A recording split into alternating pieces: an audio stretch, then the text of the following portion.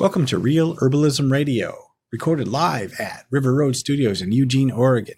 Today's show is brought to you by the Herbal Nerd Society, a group of herbal nerds that love to learn about herbs and herbalism. Sue, what else? They get access to special content, which is there are things that Candace has written about energetics and particular herbs. You have like an herb of a month.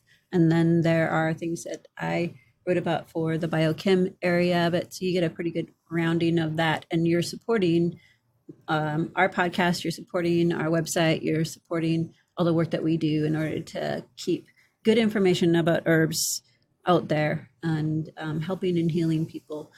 And our work just as herbalists and healers and teachers in the community. So we're really grateful for that. And we will be changing the amount of money that we charge to $10 a month. It had been.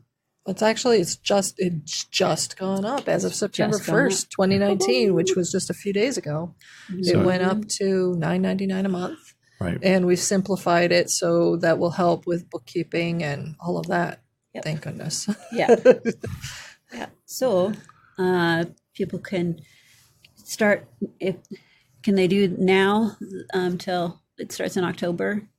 Nope, it started already. So it started 1st, a couple days ago. Right. So that's the current pricing. And we want to thank all of you who chose to wait and sign up this week as opposed to doing it last week during our old pricing. Mm-hmm. Not only are you helping our bookkeeper out and creating a lot less of individual data entry as it used to be, less complexity, mm-hmm. but you're also giving us a little extra boost and helping with covering the costs that we incur as a part of this job. Yep. So thank you. Yep. Thank you very much. With the fall here already, or just the beginnings of the fall is coming. Yes, exactly. Fall is coming.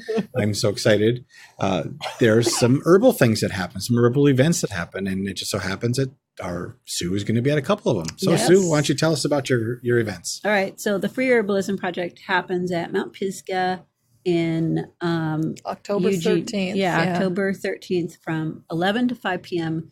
And that is put on by the Mountain Rose Herbs. And there are going to be two speakers there, Doug Elliott and Nicole Telklis. And they're doing this wonderful, we've interviewed Nicole before. You can look at our website and see some of those wonderful interviews.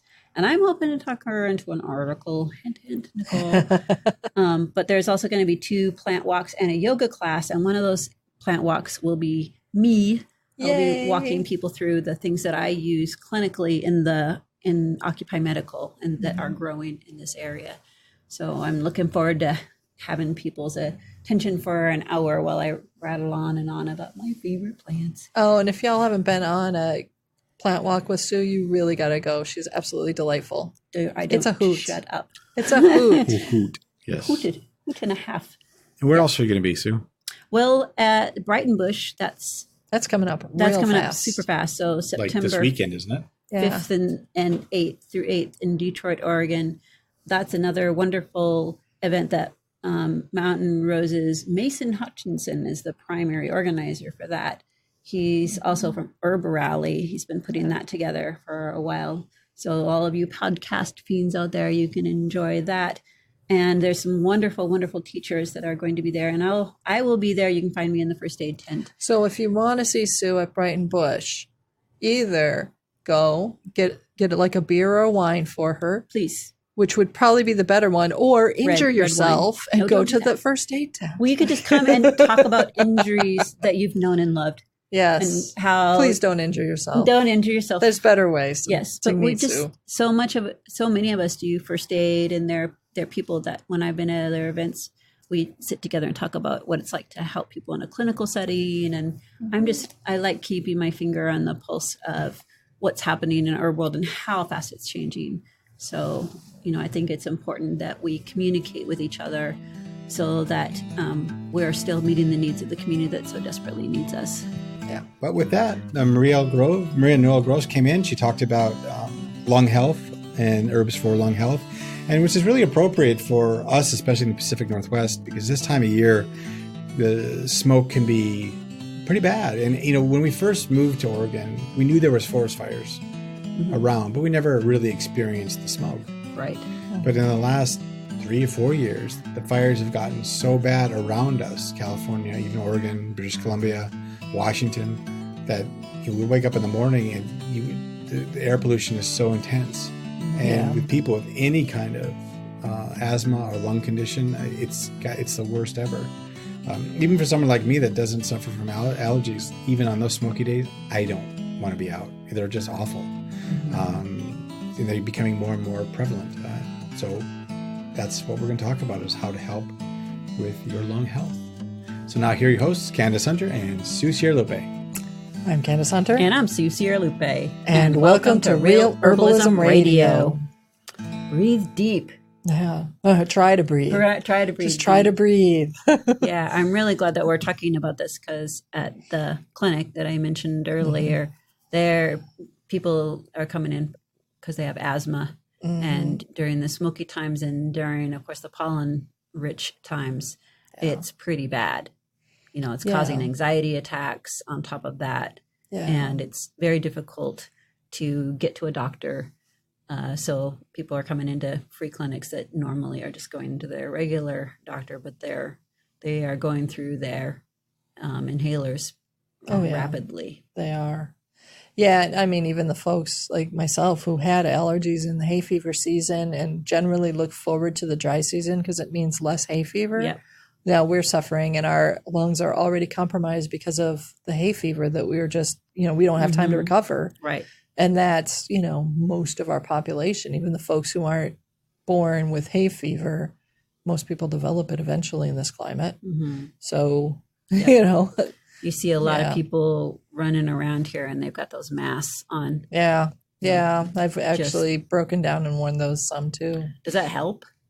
Yeah. I like to believe it does, but I'm not sure that it really does that much. Mm-hmm. I think if I had asthma, I probably would assume that it doesn't do it, because even if it helps just a teeny bit, that would be better than nothing. Right. But yes. I mean, it'll keep out some of the particulate, but some of it's so small. It doesn't it just really gets matter. Right through. Yeah. Yep. And I know that there are different masks that have better concentrations. If you go to those industrial shops or you go online, you can find ones that have much tighter fit for particulate matter. Yeah.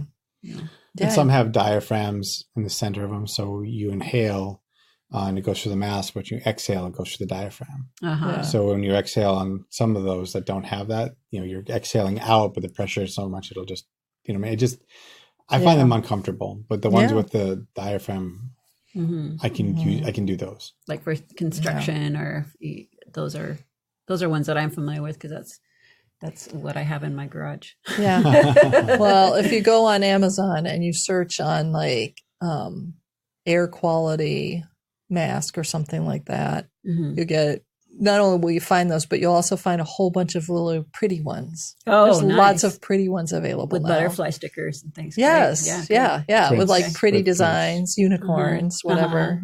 God. The fact that we need to do that in general, and then to say, now let's make it a fashion accessory. Yeah.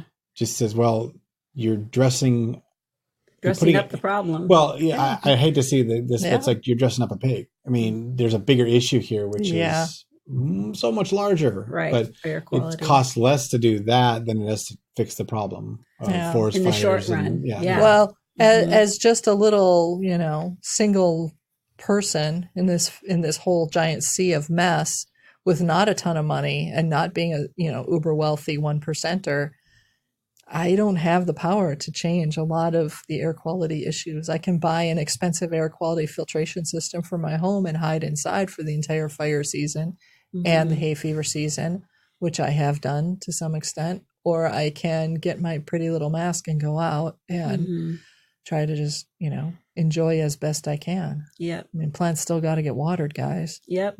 Who's going to do it? I'm not saying that you don't do things. I'm just saying that first of all, you have to wear this thing, and now we're going to make it pretty. Yeah. But there's, the stuff up here is like, why can't we just figure this out, people? Yeah. It seems like we have figured it out. We're just not implementing some of the solutions. I think the frustration is that we had figured it out. We were implementing the solutions, and then for reasons I don't fully understand, we as a nation decided to not to. Mm-hmm. And then we went backwards and stopped with the prevention part and moved into the putting out the fires that have now started to occur because we weren't preventing them well. Right. And that's the part where I'm like, I don't understand how on earth it's okay to say, just like with medicine, why on earth are we not spending most of our money, time, and energy on preventing disease? Why do we wait till the disease manifests and then start doing something? Right. No, you do it before and hope you don't have the disease. And you prepare for both situations. Yeah, exactly. Exactly. Because, I mean, some people will still get the disease. Sure. Even with prevention. Yep. But it's a much smaller number of people that get the disease if everybody's focused on prevention than if we do what we currently do, which is not bother. Yep. And then wait till we're really sick and then say, oh, I'm drowning. Please help me. Yep. That's you dig a French drain around your house. You had little drainage problems, and then you have a sump pump if it didn't work. Ta-da. Yeah. Right. Are you suggesting a moat? A moat. Wait, my phone's I going could off. use a moat. Patrick, what have you done? I thought I had silenced it. Oh, after the speech, the pre-show speech about silence your phones. I didn't do that this time. Jeez, that's so embarrassing. Dun, dun, dun, dun. Sorry, folks. Sorry about that. All right. Yeah. So, Sue, I've been thinking about that. The black nettle syrup that you do every spring, going into early summer to help the folks with the allergies. And I've been thinking you should probably do that through this particulate season, and you should probably do it with some minor modifications. Like what pretty would much. you suggest? I was thinking pretty much just add mullein to it, maybe yerba santa if it's available. Well, thanks to Christina. Yeah. Then, she's donated. Christina Sanchez has donated to Occupy Medical to us the yerba santa. So I am very excited to have that available.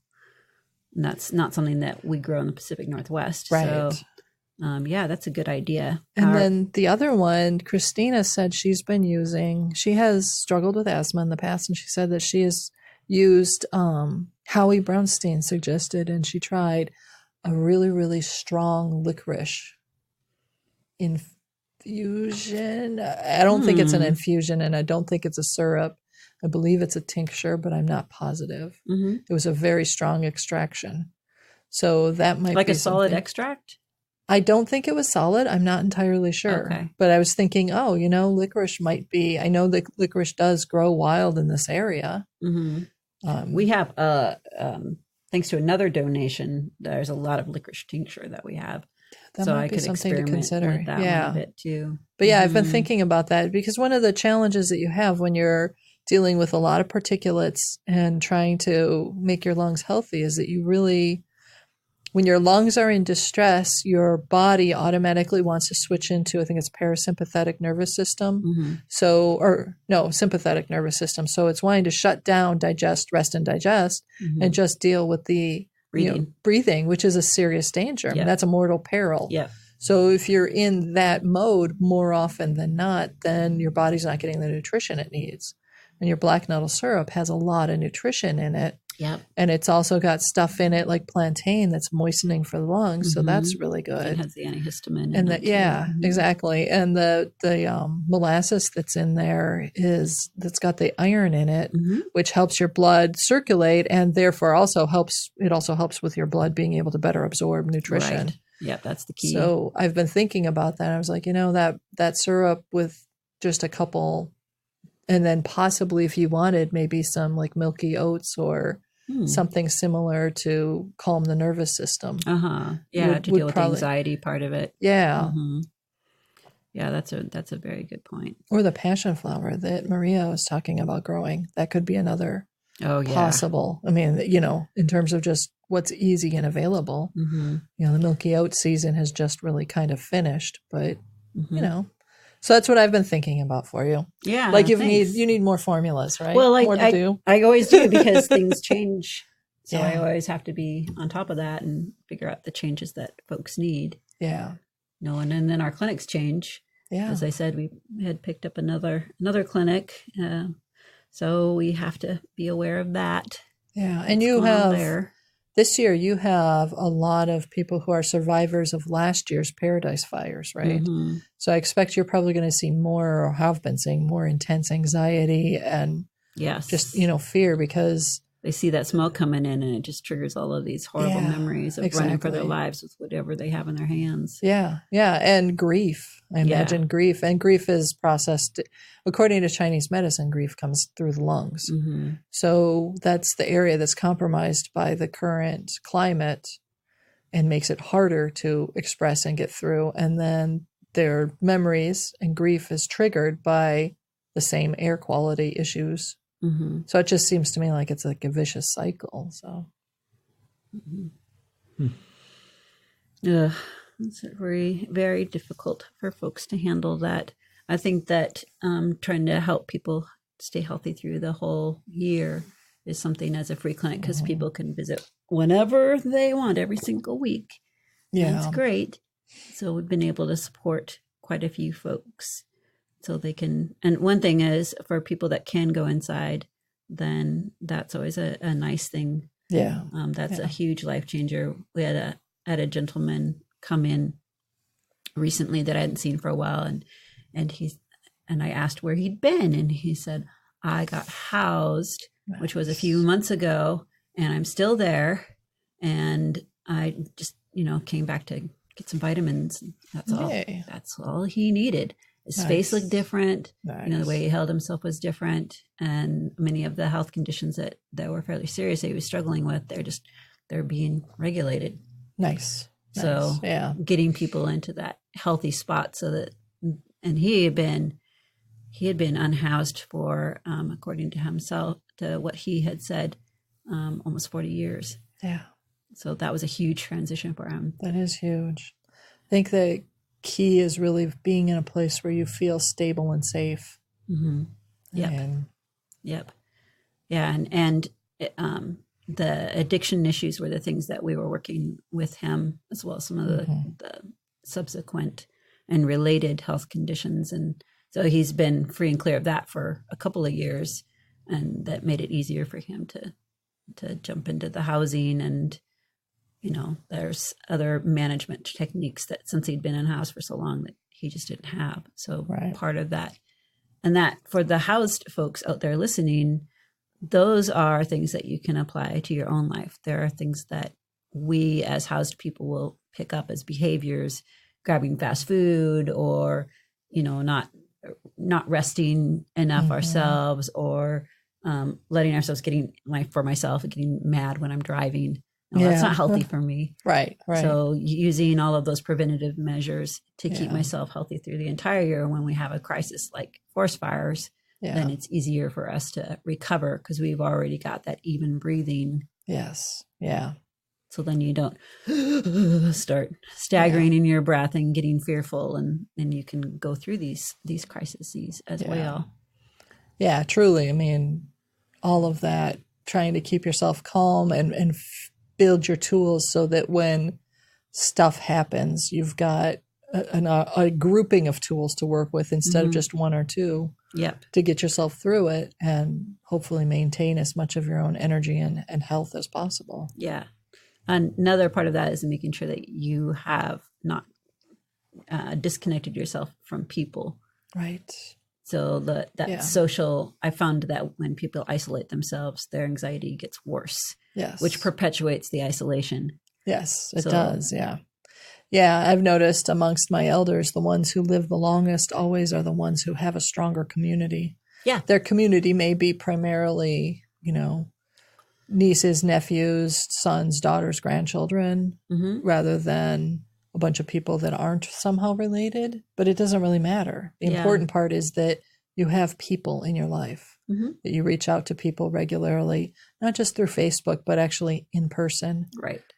Over the phone maybe, but in person seems to be really one of the keys, as the elders who have had the best health in their older years are the ones who have had people in their lives daily. Right. So. Yeah. And having that physical, for people that are comfortable with that, having safe touch, shaking hands or hugs, all that. Even without kind of touch, stuff. just you're seeing each other daily, you're having good interactions with each other Validation, daily, that you're doing the small things that show that you care about the other person, and the other person is doing the small things that show that they care about you.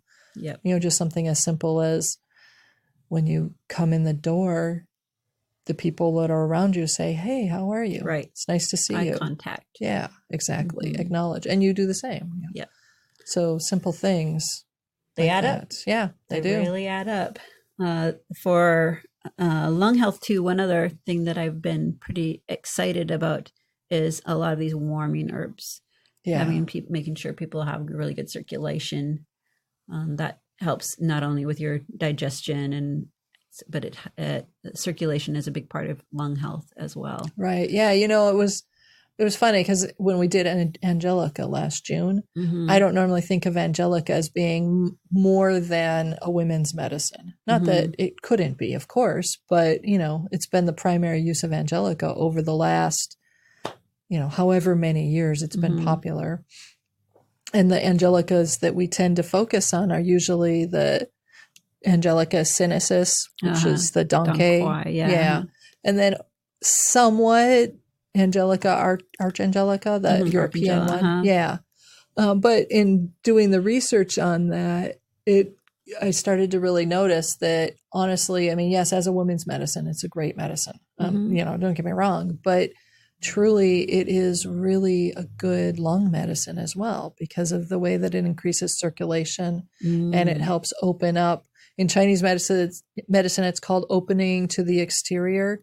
So it helps open up the channels, the pores. It's essentially diaphoretic. And that's really important when we're dealing with lung health, and especially when the air quality is crap. All those particulates are going to come in. You need to open to the exterior so that you can get them back out again. You don't want them staying and lingering. And when they linger in your lungs, then you start getting more and more mucus. You start getting more and more irritation. It doesn't function. The system doesn't function well. So Angelica is surprising. It was one of the ones that surprised me this year as being potentially quite good for this season. Yeah, I like that too. Another warming one is elecampane. Yeah, that's a gorgeous one. Yeah, and it's good for upper and lower respiratory issues. I was shocked this year. My chickens decided to eat the tops off my elecampane in the spring. Right. Well, so yeah, does Sue's it mouth coming just up? Dropped open.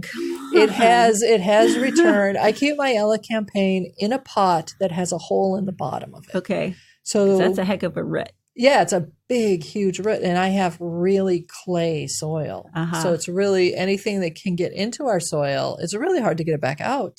Right. And because elecampane is such a huge root, my thinking when I first did it was, well, it'll break through the bottom of this pot, but then all I'll do is just get one of those Japanese root knives that's really long, or in my case, sometimes the woodworking one that I borrow from my husband. Oh boy, that's like borrowing sewing scissors for lawn care. No wonder why it's dull. It's not dull. It's still sharp as heck. And I lift the pot as best I can, and then I get that knife in under there and just start sawing a little bit until the root gives, and then I can, pull it away. Okay. And then I dig up what I can. Usually there's not a ton of root, but for my family and our size, we don't need a lot. Right. And then the bulk of the plant stays in the pot, and I just move the pot to another spot. So this year the chickens decided that they were going to enjoy the spring greens of elecampane. It did come back, and it leafed out nicely in June, and it should be okay. Yeah, but good. I was shocked. I usually do it move the pot every other year because I get enough off of just the one thing to last me for 2 years. I'll make a bunch of tincture and then I'll freeze a bunch of it. And then you're fine. Yeah. And it's fine for about 2 years. And so this is my first year in the new spot. So I'll be curious. My chickens have never messed with our elecampane ever. That's one of the ones I have that's easy for them to access. Then go stomp all over that. It's near the lilac tree, and they're just like, yeah, they totally care. Yeah, and they also destroyed the comfrey. It doesn't. It's gone. I mean, it's gone. They ate the entire comfrey over the course of 2 years. It is completely gone, not coming back. Congratulations. Yeah. Yeah, except I didn't want it to go away and not come back. I was displeased with this behavior. Mariah is just sassy. Oh, man. I love her, but she is, boy, she just That's sassy. her thing. She's your trigger, huh? She sure is. Okay. Yeah, she gets ideas, and then everybody follows her. Right. She's definitely the head hen. Did you save your comfrey into tincture? No, because You have they destroyed nothing? it. I have nothing. I'm not kidding. I have I'll nothing. share with you. I'll share with you. Okay. I'm fine. You're okay. That's the thing about a lot of these weeds is you in your own garden may not have them, Right. but there's somebody around that can help you out. Oh, yeah. You Yeah. know, for some reason, wild lettuce is popping up all over my yard, which is not for lung health. I know that, but No, that's a good pain herb, though. yeah, it is a Yeah. good pain herb. And my Yeah. goodness, I was surprised because I hadn't really seen it that much last It's probably year. one that you should be taking before bed so you can get the deep, deep pain, just Sleep, the yeah. stuff, so Mhm. you're going to recuperate. Because of, with Occupy Medical, Yep. you're actually exposed to a lot of stuff. And I'm betting that you can't process most of that out. So Mhm. I'm betting wild lettuce is here to help you. It could very Dream it well out. be. Yeah. Remember, we Yeah. talked about that in a previous show. That Yeah. herbs will appear that Mhm. in your yard that you might need. So Yep. maybe Yeah. every time Pay soon. attention to it. Might be Yeah. time. Yeah. Yeah. never had it I've heard herbs before. work. Yep. I mean, Yeah. if you never had it before and you suddenly And- have it now, Yeah. and, Yeah. And I know that the herbs, like many of the seeds, they can be viable for decades sometimes. So a lot of times we're blaming our neighbors for, oh, the dandelion seeds are coming into my yard. But oftentimes they are spreading through roots or rhizomes that have been in the soil for a while, or seeds that have been sitting there dormant for a while. And a lot of times it's all on us. Yeah. Yeah. Well, my So- neighbors can blame me because I do let dandelions grow. Yes. And I'm happy to let them grow. Yeah. And they can you're spread happy as to many let them seeds as they plant. like. Right. My neighbors can just suck it. So it's Yep. either in your yard or it came from Candace. There we Yes. go. Yeah, thanks, Candace. Yeah, I'm very pleased to have the garden that I have. I feel really lucky. Yeah, you're very lucky, and you don't have neighbors that are horrible. I mean, I know some of them can be challenging, but Mhm. like we have a neighbor who decided that he was going to start. We have a hawthorn, a very small young hawthorn, near the fence that stands between his yard and ours. And there was originally a wide short shrubbery that was there. And he decided he wanted to take it out, and technically it was on his land, so we couldn't stop him. We were not pleased with that because the shrubbery was really hard to get over, and the short fence he put in is really easy to get over. Mm. So I started populating our side of the fence with prickly things, Mhm. like the the rose hawthorn. bush. Yeah, I like the think I rose gave you bushes and the hawthorn you gave Uh-huh. us. Yeah, so he decided that if he thinks it's taller than the fence, he's going to just trim it. Thankfully, he only trimmed one part. There was the hawthorn I think it had two lead runner or whatever Uh-huh. tops, and he trimmed one of them off. And the irony of it is that he has lung cancer, and he trimmed this off and threw it away. And I'm like, just threw it in the back of my yard. Uh-huh. And I'm looking at him going, dude, you have lung cancer. Of all the people who needs hawthorn that I know, you're probably one of the most prime people for needing hawthorn. Mm. And here you are trying to kill it. Mm-hmm. Huh. Right. Gee whiz, dude. You Yeah. know? It sounds like consent's not really his strong point. No, I caught him and yelled at him. I didn't really yell, but I let him know quite sternly that he better not be trimming any more of my shrubberies, and that some of these are trees, and if he trims them, that's going to be a serious problem. Mm-hmm. And he stopped since. Oh, good. Yeah. Good. So Yeah. he can be trained. Well, good. Yes. Yeah. It's nice. It's all about Aw. catching him in the act. Yep. Well, I hope that the recipes that we have on our site will be of help. We've got a number of them, actually, not just the black nettle syrup. There's some that are just for kids, and a couple of teas that you have, Candace, that help with lungs and breathing and circulation. And please remember to get onto the Practical Herbalist site via our show notes, and then just get on there and throw the search engine in there and see what you can dig out for your own favorites. Yeah, and definitely check in with Maria Noël Groves at her website, Wintergreen Botanicals. I think it's .com. Yep. The link will be on the show notes. Yes, So for sure. But yeah, check in with her. She's got a lot of really good information, and her book was fabulous. Oh, yes, both of them. Yeah, Right. If you're going to buy her book, buy it directly from her. Yes, please do. I think it's just on her website. She gets more of the revenue than if you go to Amazon. She doesn't get that as much. Yeah. So, and I think she also said if you buy directly from her, you have access to a chapter or two that couldn't get online. Yeah. She's Or got some couldn't get extra published, support so- materials, which are honestly really cool. Right. So that's the value of, and I don't believe the book is that much more expensive, if at all, for her directly. No, So, it's not. I think it's the same price because I think the publisher sets the price. So Yeah, they do. yeah, you get more for buying directly from her. And directly supporting her, which is great. Yes. And for people that are looking through the show notes that may not be a Herbal Nerd Society member, some of those things that you'll click on, you may find there's a wall there. And the reason we have that is those are articles specifically for our Herbal Nerd Society members. And that is, if you're interested in joining, that one is $4.99 a month, or it's $49 for the whole year. Yeah. So that's an option. And there's ways that you can dink around the site, and it'll be easy for you to join if you're interested in that. Yeah. Plus, you won't have any ads. Right. Won't have any ads. Yep, no ads. And you'll be supporting us, and we're very grateful for that. Yes. So, as always, put an herb on it. The statements made about herbs and products on this podcast have not been evaluated by the United States Food and Drug Administration, FDA, and are not intended to diagnose, treat, cure, or prevent disease. All information provided on this podcast or any affiliated websites is for informational purposes only and is not intended as a substitute for advice from your physician or other healthcare professional. You should not use the information on this podcast and its affiliated websites for a diagnosis or treatment of any health problem. Always consult with a healthcare professional before starting any new vitamins, supplements, diet, or exercise program before taking any medication, or if you have or suspect you might have a health problem. Any testimonials, questions, or case studies are based on individual results and do not constitute a guarantee that you will achieve the same results.